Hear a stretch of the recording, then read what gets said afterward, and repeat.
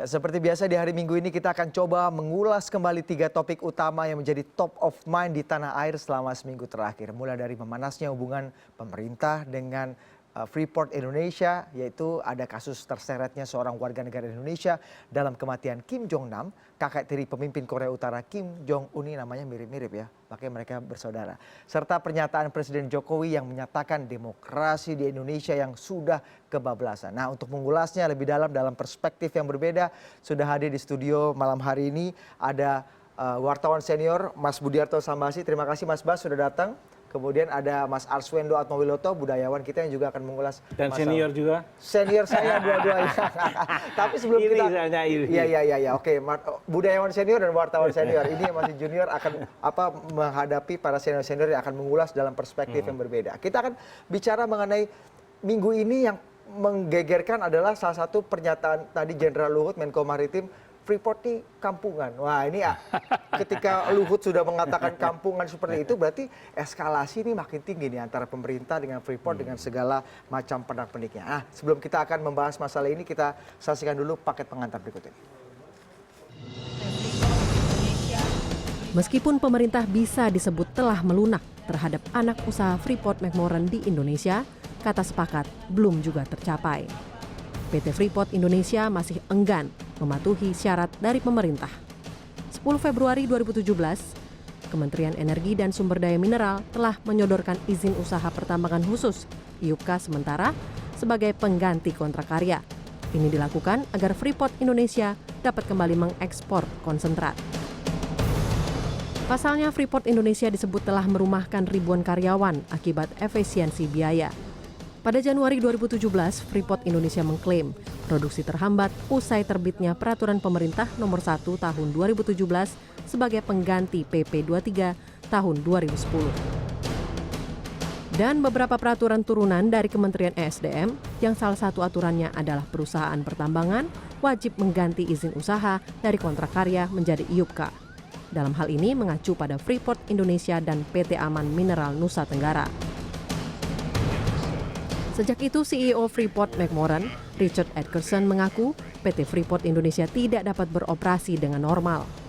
Sementara itu, Menteri Koordinator Bidang Kemaritiman Luhut Binsar Panjaitan mengatakan pemerintah akan melayani apapun langkah PT Freeport Indonesia, termasuk rencana Freeport mengajukan gugatan ke arbitrase internasional terkait perubahan status operasi Freeport.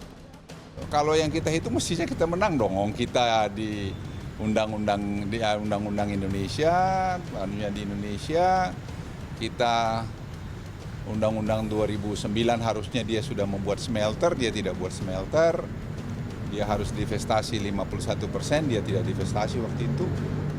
Sebelumnya pemerintah telah memberikan tawaran yang terbaik dan sesuai dengan undang-undang yang berlaku, termasuk mengenai divestasi saham ke Indonesia sebesar 51%. Dan sudah semestinya Indonesia unjuk diri sebagai negara yang berdaulat dengan menguasai sumber daya alam di negeri sendiri. Dinca Indra, CNN Indonesia. Terlepas dari kampungan atau tidak kampungan Freeport Indonesia, tapi ini masalah yang harus kita hadapi bersama-sama. Ancamannya cukup serius. Ada 33.000 karyawan di sana yang hidup, bukan hanya karyawannya, keluarganya, terus kemudian penambang rakyat, situasi politik di sana. Jadi tidak semudah atau sekampungan yang kemudian dikatakan oleh pemerintah. Tapi kita bicara mengenai kasus ini dalam perspektif yang lain, Mas Bas. Anda melihatnya sebagai wartawan senior yang bertahun-tahun, ini kan masalah yang sebenarnya sudah bisa kita prediksi sejak lama gitu. Anda melihatnya bahwa ini masalah yang tiba-tiba saja muncul, kemudian kita harus dihadapkan pada situasi sulit seperti ini, atau memang ini bom waktu yang sebenarnya disiapkan atau dipelihara sejak waktu yang lama? Bukan yang tiba-tiba ya, ini semuanya sudah setengah abad sejak kontrak pertama 6667 ya. Saya kira bisul yang sedang mau pecah. Karena memang dari aspek atau perspektif kedaulatan kita sudah lama terjajah lah. Lokasi di Papua sukar dikontrol dari pusat. Lalu apa yang terjadi di sana kan dramatis sekali ya. Dari sebuah gunung menjadi jurang yang dalam. Itu simbol dari ekstraksi ya. Sumber daya alam kita. Dan ternyata juga memang selama 50 tahun ya menjadi bancakan elit politik kita. Bancaan elit politik. Iya. Jadi Anda melihat bahwa manfaat Freeport ini hanya dimanfaatkan lebih besar oleh elit politik. Itu dibanding terbuka dengan sendirinya pada saat heboh Papa minta saham 2015 akhir ya, November Desember, kan terbuka di situ. Seorang Setia Novanto bisa dengan lancang dan lantang menuntut saham waktu itu. Dan akhirnya menjadi perseteruan yang melibatkan juga Menteri SDM Sudirman Said, Pak Luhut waktu itu, saya lupa apa posisinya waktu KSP atau apa ya, udah 2 tahun lalu. Dan satu lagi dari pihak Freeport, komisaris atau Preskom ya. Itu kan heboh itu, terbuka sendiri. Jadi semua sandiwaranya kita nggak usah paksa mereka main di panggung. Tiba-tiba di panggung kita menyaksikan. Dan kita beruntung terus terang dengan adanya kepemimpinan presiden yang ingin kedaulatan kita dikembalikan agar Freeport patuh kepada IUPK, bukan lagi kontrak karya, agar divestasi 51% saham, jangan dulu ekspor konsentrat, smelter janji bohong, ya. Jadi saya kira pemecatan atau PHK dari karyawan, 33.000 saya nggak tadi tahu, itu mungkin nggak semua lah ya, memang menjadi menyedihkan buat kita. Itu salah satu aspek dari bisul pecah Freeport ini. Mas Arswendo, Anda melihatnya ini it is matter of masalah nasionalisme atau tidak nasionalisme, heroisme atau tidak heroisme, atau ada masalah-masalah lain yang kemudian dimensi-dimensi lain yang ada di masalah ini? Iya, mungkin acara ini bisa minggu malam bersama Budi BAP ini. Bukan, maksud saya kurang lebihnya gini. Saya justru sekarang ini kalau ada komentar kayak Pak Luhut ini, Jenderal Luhut ini, begitu komentar tiba-tiba, semua kok tiba-tiba komentarnya kayak begini sih. Nah, wah, saya harus curiga seberapa jauh beliau-beliau ini sebelumnya yang berkomentar tentang Freeport dan marah-marah ini, lu ngapain aja pada sebelumnya ini, atau terlibat di sana atau nggak, bener loh. Yang berapa ini terakhir-terakhir ini yang justru, loh Freeport kok begini, nyerang Freeport kayak nasionalisme bangkit itu, jangan-jangan bermasalah sendiri ini. Misalnya kita bisa pertanyakan itu karena hal-hal yang semacam ini ada.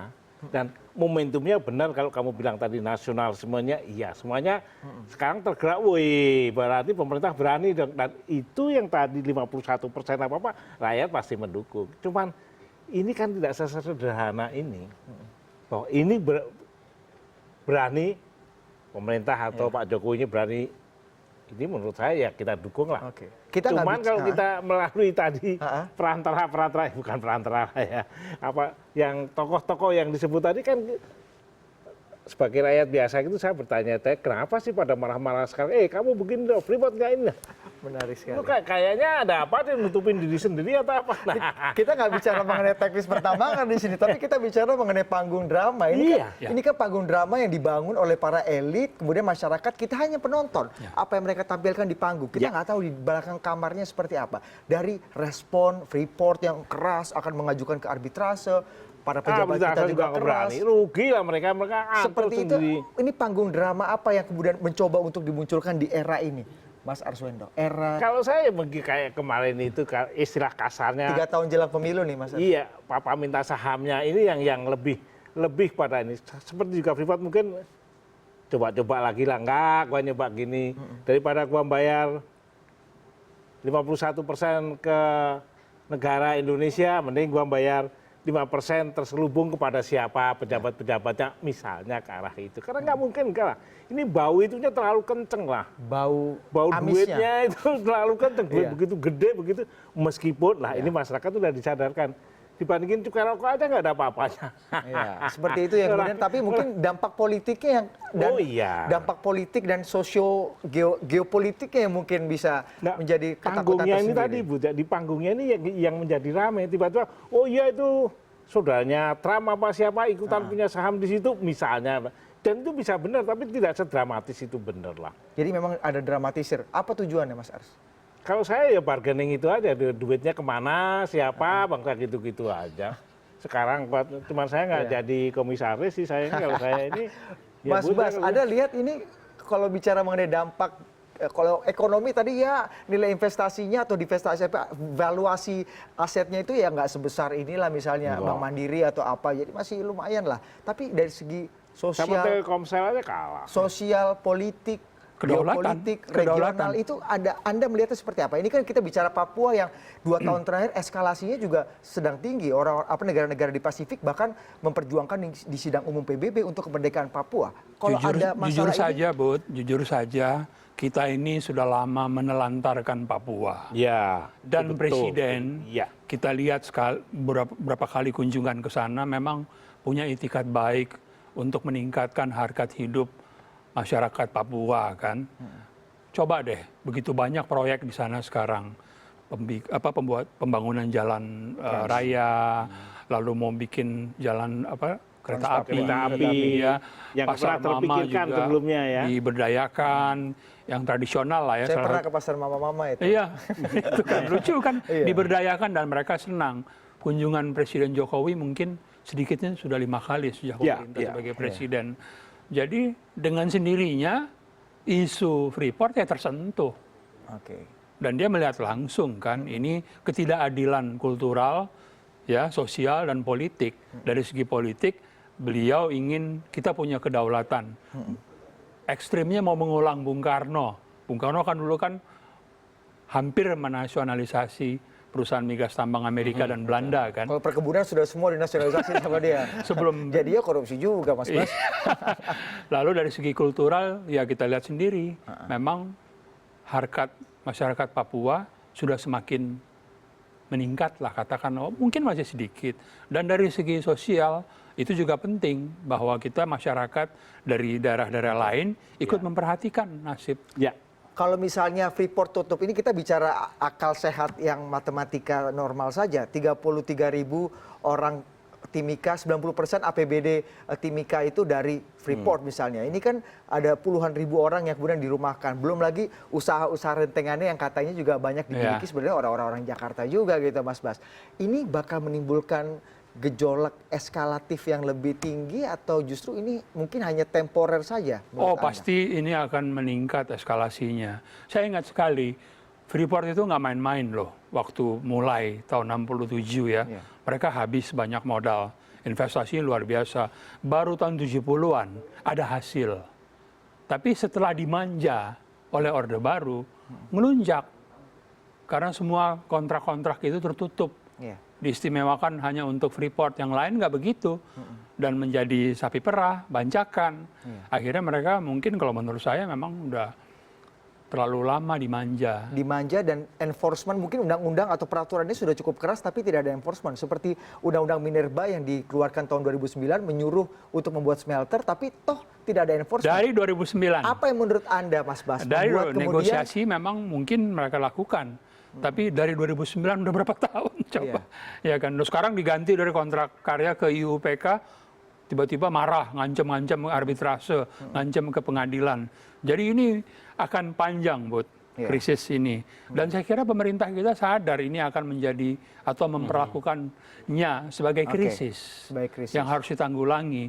Mumpung masyarakat mendukung, saya kira kita harus jalan terus. Mau arbitrase, mau pengadilan, silakan. Mas Aris, sebelum kita pindah ke topik selanjutnya dan kita break, perspektif Anda lagi-lagi nih. Saya masyarakat ini hanya ditontonkan oleh drama sekian banyak orang. Kita curiga orang-orang yang kadang-kadang suka teriak nasionalisme juga ternyata pemburu rente juga. Meskipun kita nggak punya bukti, tapi seperti tadi kata Anda, bau amisnya kayaknya kelihatan gitu Mas Aris. Sama juga, saya berpikirnya bahwa apa iya nanti akan bisa Freeport ini berhenti tidak berproduksi sama sekali. Setelah 32.000 atau berapapun juga kemudian. Pasti ada kompromi-kompromi, ada kalau panjang perjalanan tadi sebenarnya diplomasinya di sini panggungnya dibikin dramatis, tapi ini sekarang pasti upaya-upayanya sama. Karena saya berpikirnya cuma sederhana aja, tidak mungkin harta yang sudah dikasihkan alam begitu luar biasa dipakai untuk perang-perangan sama gitu. Udahlah bagi hasil aja lah. Lu berapa, saya berapa, kasarnya begitu. Idealnya gitu. Dalam perkiraan Anda sebagai seorang budayawan, dalam perspektif Anda, ketika Freeport misalnya di arbitrase, walau-walau Freeport kemudian berhenti beroperasi, kita ambil alih, Anda melihat masyarakat Papua yang selama ini tadi kata Mas Bas sudah berpuluh-puluh tahun ditinggalkan oleh pemerintah pusat, oleh Jakarta, Anda melihat akan marah atau justru Enggak. Ini masyarakat kan sudah bayangkan dirayu, tapi tidak hanya dirayu, benar itu rayuannya itu benar. Harga BBM-nya sama. Itu aja udah sesuatu luar biasa. Kalau tadi secara fisik bangunan jalan, bangunan bahkan kereta api yang tidak akan terbayangkan. Siapa sih dari tahun 45 nggak ada terbayangkan bahwa Papua akan ada dibangun kereta api misalnya. Atau nanti kaitannya dengan tol laut atau apapun juga. Pariwisatanya yang dengan sekarang lagi megah-megahan gini. Pasti ada gejolak, pasti ada. Nah gejolak ini adalah karena mereka mau masuk. Orang-orang yang punya Freeport atau sekutu-sekutunya ini mau masuk. Nah disinilah istilah saya panggungnya untuk saling gertak. Nah gua 49 tapi plus, gua 51 tapi plus dan lain sebagainya. Gertak-gertak tapi karena demikian besar harta itu dan diberikan percuma oleh alam, cuma-cuma masa mereka nggak menggendain. Arbitrase sekarang. Kalau tadi kita ngomongin di luar, berat itu akan panjang, melelahkan, duit keluar banyak dan tidak ada yang diuntungkan. Indonesia nggak diuntungkan. masyarakat apalagi? Masyarakat apalagi. Papua lebih ngeri, tapi lebih daripada itu Freeport sendiri akan lebih jadi miskin dia. Mas Arswendo tadi Anda mengatakan kalau bicara rayu-merayu, ini kita menduga ada satu orang warga negara Indonesia yang terbujuk rayu oleh agen intelijen dari semenanjung Korea sana untuk melakukan tindakan-tindakan kriminal yang kemudian akhirnya menjadi exposure publik. Seperti apa pembahasannya kita akan bahas di segmen berikutnya. Tetaplah bersama CNN Indonesia Prime News akhir pekan.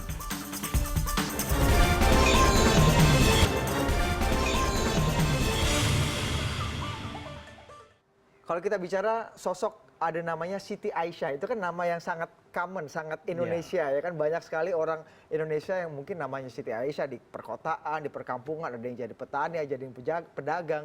Nama Siti Aisyah itu nama yang sangat lumrah, tapi Siti Aisyah seminggu terakhir ini jadi perhatian publik dunia internasional, bahkan CNN Internasional menempatkannya dia menjadi salah satu trending topik di sana. Nah, kita bicara mengenai kematian Kim Jong-nam, saudara tiri dari pemimpin Korea Utara Kim Jong-un, tapi juga membawa-bawa nama Siti Aisyah ini. Sebelum kita dialog dan diskusikan hal ini, kita saksikan paket pengantar berikut ini.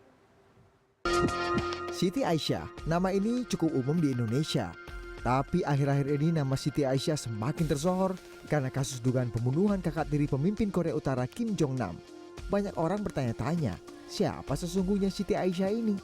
Ada yang meyakini Aisyah adalah warga negara Indonesia biasa yang tinggal di Malaysia. Ada juga spekulasi yang mengatakan bahwa Siti Aisyah adalah agen. Yang dimaksud bukan agen sembako, melainkan agen operasi intelijen. Aroma konspirasi menyeruak berkelindang dengan kasus kriminal pembunuhan. Badan Intelijen Korea Selatan berikut dengan sejumlah media mancanegara menuding Siti Aisyah menjadi bagian dari agen intelijen Korea Utara.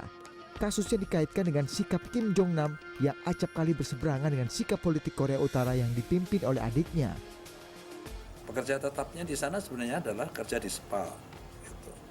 Salah satu langganan dia itu seorang Korea Utara, gitu kan, yang pandai bahasa Indonesia. Mungkin ini juga disiapkan orang ini kan untuk menggalang si Siti Aisyah. Jadi dia ini sudah dilatih, disiapkan dan dilakukan gladi sebelum melaksanakannya. Dan setiap gladi dia diberi honor 100 US dollar. Siti Aisyah ini adalah korban sebuah kegiatan intelijen. Tidak hanya Kim Jong-nam, beberapa kerabat dan pejabat tinggi di Korea Utara juga pernah dieksekusi oleh pemerintahan Kim Jong-un.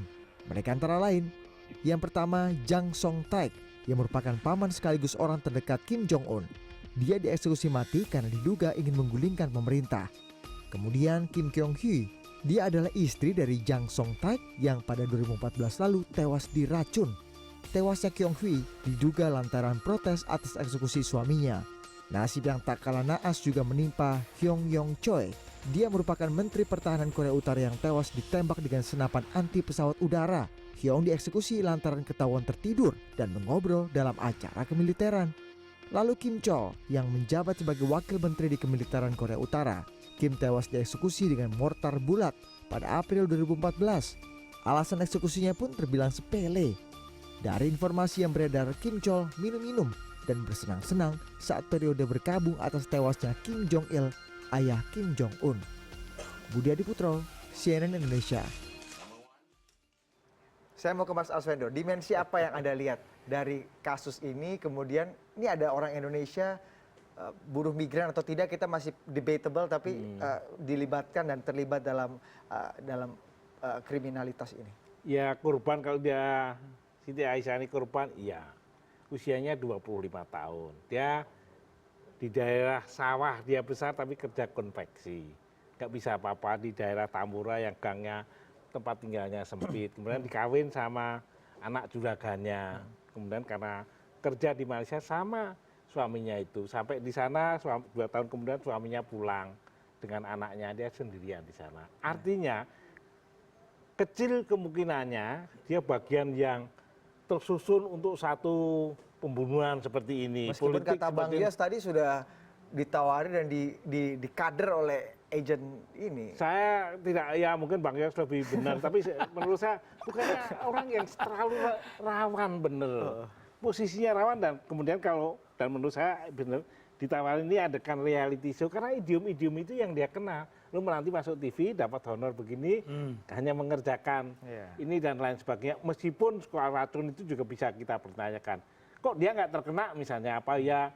Racunnya itu, nerve itu begitu saktinya dan lain sebagainya. Nah, dari sini sebetulnya kita mesti melihat bahwa banyak kok hal-hal yang perempuan yang tidak punya akses kepada dirinya sendiri, tidak punya fasilitas, nggak punya kenalan siapa-siapa, hidup semacam itu dan tiba-tiba dipergunakan, dimanfaatkan, dinistakan, dijebak dalam kaitan-kaitan, apalagi ini kaitan-kaitan intelijen yang dikaitkan tadi. Kalau lihat ceritanya tadi ada orang ketawa-ketawa karena presidennya berduka aja, mati aja, kemudian disiksa, dan banyak gosip yang mungkin benar, yang ada yang minum-minum, ada yang tertidur dalam upacara militer kemudian dibunuh. Mas Bas, ini kalau bicara mengenai ini kan kita ketawa tapi tragis bener. Tragis. Karena saking tragisnya ini apakah wujud dari Kim Jong Nam, salah satu wujud dari bagaimana kediktatoran atau mungkin pemerintahan komunis yang dikhawatirkan oleh banyak orang-orang Indonesia belakangan ini, Mas Bas, akan masuk kembali ke Indonesia. Apakah ini tipe-tipe atau wujud-wujud dari komunisme, kemudian kediktatoran, otoritarianisme, kemudian outputnya memang seperti ini? Ada benarnya, walaupun perang dingin sudah berakhir, tapi masih ada negara-negara yang mempraktikkan espionase ala perang dingin dengan membunuh oposisi di luar negeri. Terakhir tahun 2012 Rusia juga begitu kan, ada yang oposisi yang diracun di London ya. Jadi masih ada praktik seperti itu. Tapi saya melihat ini menarik. Indonesia punya Munir sekian tahun yang lalu. Munir juga mungkin di luar negeri juga. Di luar negeri juga. Benar, persis itu sama berarti. Jadi bukan masalah demokrasi atau tidak masalah demokrasi. Bukan, ini pola perang dingin yang masih berlaku, masih diterapkan di mana-mana. Dan memang espionase dan kontra espionase itu jahat sekali. Bisa mengorbankan siapapun. Siti Aisyah itu saya kira hanya, kalau benar ya, walaupun masih misteri, hanya bagian terkecil ya dari sebuah kegiatan espionase yang besar. Kita tahu kan masih ada yang sudah berhasil kabur kan. Ada 8 atau 7 yang kabur. Korea Utara. Orang Korea Utara. Salah satunya kan sempat mampir ke Jakarta. Apa namanya? Connection flight. Ya, sebelum pergi ke Pyongyang. Dari segi yang menarik juga dari segi geopolitik regional. Ini krisis antara Korea Utara dengan Malaysia. Selama ini negara-negara ASEAN selalu berhubungan baik dengan Korea Utara. Dengan kasus ini, apapun bisa terjadi. Jadi bisa aja nanti saling usir duta besar. Malaysia udah kan paling udah satu di recall ya. Eskalasinya semakin meningkat antara dua negara ini, jadi Mas Bas. Dan sayang, karena menurut saya Korea Utara walaupun rejim komunis, selama ini memang cukup penting lah di Asia Pasifik ya. Selalu berhubungan baik dengan negara-negara ASEAN, termasuk kita sebetulnya. Oke, jadi ini memang permasalahannya teknis hukumannya tidak kita mengerti, tapi ini menjadi wujud dari pemerintahan-pemerintahan yang otoriter. Tapi bukan masalah otoriter aja ini, Ya, Mas negara Wenda, di demokrasi juga kemungkinan pernah itu. terjadi kayak gitu tadi. Iya. Contoh kamu Munir tadi. Munir udah contoh Iya, betul itu. Iya. Contoh kamu itu bisa juga terjadi di sini. Tapi kalau saya melihatnya kembali lagi, kalau hanya secara pribadinya Siti Aisyah ini, kasihan bener loh. Dia korban dalam pengertian yang sebenar-benarnya gitu loh. korban dalam pengertian Dia nggak punya sebenar-benarnya. akses. Apakah dari akarnya atau hulunya sendiri sudah salah? Misalnya kenapa dia menjadi buruh migran yang ilegal? Kalau kata Bang Yos tadi, dia adalah TKI ilegal meskipun Dia nggak, dibantah oleh kalau, BNP kalau, dan TKI. kalau yang saya baca, saya ketahui, dia bukan TKI legal. Dia kesana sama suaminya. Si Acin itu yang anaknya juragan konveksinya yang dimana dia bekerja, bahkan dengan anaknya dengan apa. Cuman di sana kemudian ada kasus apa nggak tahu, dia pulang ke sini dan dia sempat punya pacar orang Malaysia. Oke. Nah, artinya peristiwa-peristiwanya ini peristiwa manusiawi biasa, tidak ada drama dalam artian wah dia Jadi atau ditunggangi terlibat. iya, ditunggangi iya, Sangat menurut Anda. iya, sangat iya. Dan itu biasa dalam dan operasi saya melihat intelijen, Mas ada Bas. yang ganjil kali ya. Karena gini, TKI kita di Malaysia, legal maupun ilegal, hidupnya cukup makmur kok. Ya. Oke. Ini kan cuman uang recehan. $100. 90 atau $100 iya. ya. 1 juta berapa gitu Iya, lah kira-kira. kok bisa kena Jadi gitu loh. ada beyond itu menurut Anda ya, yang Ya. mungkin saja kita tidak tahu. Tapi kalau tadi kan kita bicara Siti Aisyah kebablasan apa tidak kebablasan, kita masih belum tahu karena apa hukum yang nanti akan Ya. membuktikan. Ya. Tapi yang sudah dipastikan kebablasan adalah demokrasi kita. Itu menurut Presiden Jokowi, meskipun banyak yang tidak setuju. Kita akan bahas mengenai demokrasi kita yang katanya kebablasan di CNN Indonesia Prime News usai jeda berikut ini.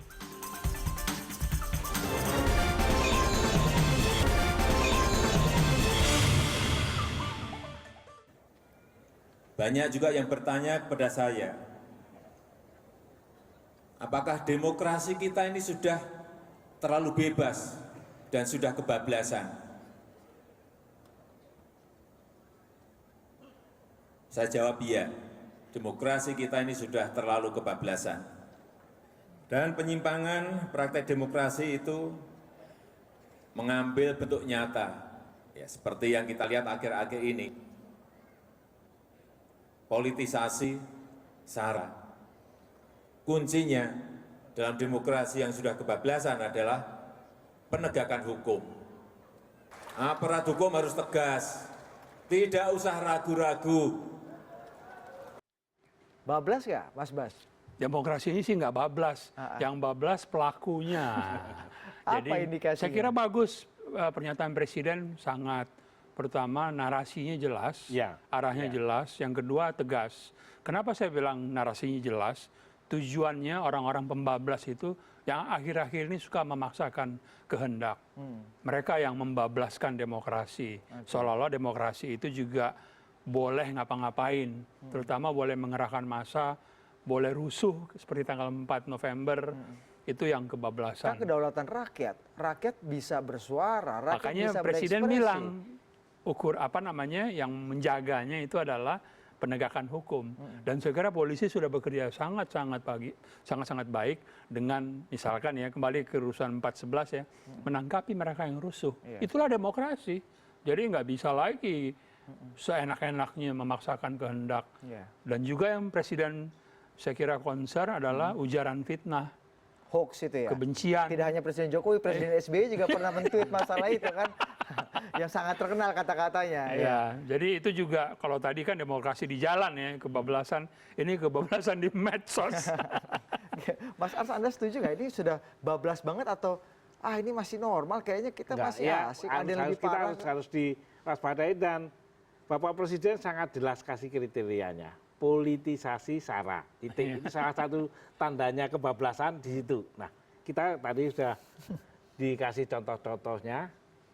Kecuali, nah ini mungkin yang sedikit, saya mungkin agak sedikit berbeda, di media sosial. Media sosial ini memang, saya nggak tahu persis, dia memang harus sedikit lebih bablas dibandingkan yang bukan media sosial dalam pengertian-pengertian tertentu. Tidak selalu semuanya benar. Misalnya, seperti saya pernah singgung itu, dalam hal-hal yang sifatnya mungkin lebih pribadi pun dia akan munculkan. Jangan lupa juga kasus Hasib Risik itu muncul pertama kali di tempat itu. Benar, yang memunculkan itu loh, gambar itu, balada cintanya itu. Dari situ. Iya. Kasus-kasus yang lain pasti bukan kasus-kasus yang besar seperti rekening polisi gendut, karena mungkin netizen nggak punya akses ke arah sana, kecuali itu diberi umpan gitu. Iya. Tapi yang lain-lainnya muncul. Nah, kembali ke tadi yang politisi Sara ini yang berat. Karena ini mungkin sudah sampai, wah kalau kita baca itu mulai dari tempat-tempat ibadah, sudah kemasukan itu dan kontranya segala macam udah benar-benar. Selain kasus DKI, apa aja yang Anda soroti mengenai politisasi Sara ini? Kayaknya yang munculnya dengan tinggi cuma di DKI. Kayaknya munculnya yang tinggi di DKI. Bukan apa-apa, karena di tempat lain justru apa yang ditakutin di DKI atau yang jadi masalah di DKI ini enggak. Kalau tadi pengertian Sara tadi, tidak mengimani, tidak menganggap pemimpin dari kelompok agama lain misalnya. Di luar Jakarta terjadi, tidak masalah. Calon gubernur ini atau calon bupati ini didukung oleh Partai-partai Islam misalnya. partai Islam misalnya. Betul. Iya. Anda lihat kalau tadi kan Mas Bas tadi katakan ini para pelakunya yang kebablasan, tapi demokrasinya tidak. Anda lihat masyarakatnya punya antibiotik cukup nggak? Kita punya vaksin cukup nggak? Di Amerika pun virus-virus sebetulnya kayak berlaku semacam pepatah katakanlah ya, too stupid to be governed. Jadi pemilih, rakyat, audiens itu sebenarnya nggak ngerti banyak soal politik. Jadi artinya ya mereka gampang atau mudah termakan oleh isu-isu SARA. Itu jelas. Dan kita lihat betul kan di Jakarta ini sangat marak ya. Sementara di provinsi lain nggak apa-apa, ya nggak ada masalah. Jadi mudah demokrasi itu bukan yang memerintah saja yang mempraktikkan.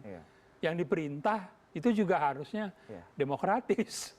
Tapi sayangnya memang itu sudah gejala atau fenomena di mana-mana. Lihat aja di Amerika. Jadi kok mau milih Trump? Jadi masyarakatnya juga berkontribusi pada perusakan ini, pembablasan ini. Pembablasannya itu masyarakat. Kalau tadi Mas Arswendo kan mengatakan salah satu kawah candra dibukanya susah sekali sebutnya ya. Politisasi SARA ini di ibu kota Jakarta. Anda lihat hasil pemilu menggambarkan bahwa masyarakat punya perlawanan khusus atau masyarakat memang termakan politisasi ini? Dengan nomor 2 berada di atas, saya kira itu sudah menjadi semacam isyarat ya. Nggak semua termakan. Artinya pemilih Jakarta rasional. Berarti kita masih punya vaksin yang cukup dong? Tapi ada juga yang naik gitu loh, nomor 3 ya. Yang diduga ya, itu juga kebagian isu SARA lah. Jadi memang kalau kita lihat akhir-akhir ini di masjid ya, pelarangan jenazah pemandiannya itu memang sudah meskipun ya ada guyonannya masjid dilarang memandikan jenazah masjid memang nggak memandikan jenazah orang yang memandikan hal-hal seperti ini kenapa kemudian begitu eskalatif dan banyak juga yang percaya loh Mas Arswendo. Pasti itu ada yang percaya, ada yang pasti kurang yakin banyak yang percaya kecuali yang di medsos. Karena di medsos itu mudah masukin komentar bebas. Yang salah satu yang pernah berkomentar tentang hal-hal ini ada, kita lihat salah satu pemimpin kita, boleh ditampilkan?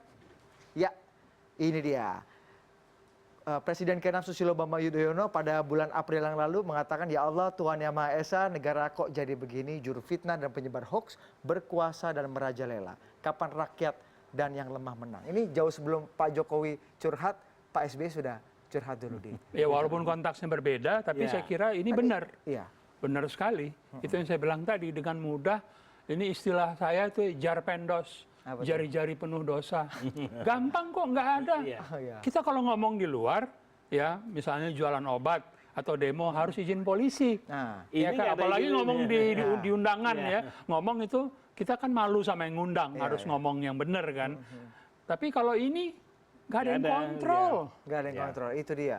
Jadi tidak ada izin, tapi saya harus izin ke Anda berdua karena kita akan break sejenak, kita akan lanjutkan dialognya di segmen berikutnya. Kami akan segera kembali usaha jeda berikutnya.